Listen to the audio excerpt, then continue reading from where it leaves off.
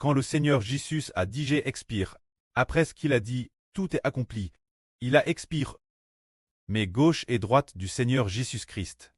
Les deux criminels étaient encore en vie, comme il t'est dit presque 5 heures, presque 17 heures de l'après-midi.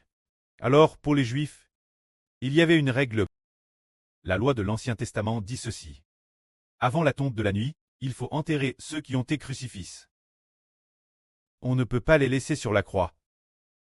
Alors, comme la nuit allait bien tomber, il était dit 5 heures, les gens, les soldats, sont venus vers le Seigneur Jésus et les deux criminels. Ils ont utilisé ce marteau pour briser les jambes des deux criminels. Parce que les deux criminels n'étaient peut-être pas encore morts. Mais quand ils sont arrivés auprès du Seigneur Christ, ils ont vu que le Seigneur était dit mort, qu'il avait dit expire. Alors ils n'ont pas utilisé le marteau pour briser les jambes du Christ. Ainsi, pas un seul os du Seigneur Jésus ne fut brisé.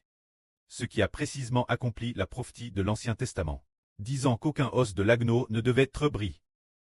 Se dire pas un seul ne doit être brisé. Pourquoi cela?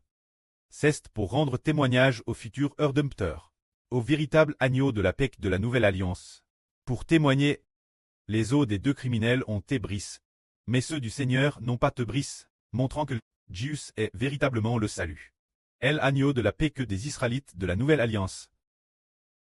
Mais un soldat a pris une lance pour percer le cêté du Seigneur Christ.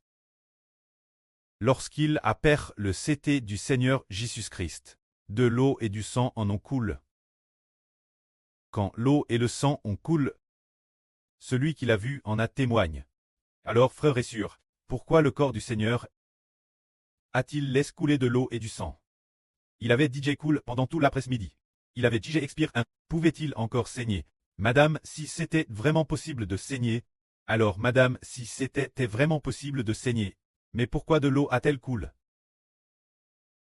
Cest lit une chose, car la Bible prophétise ainsi.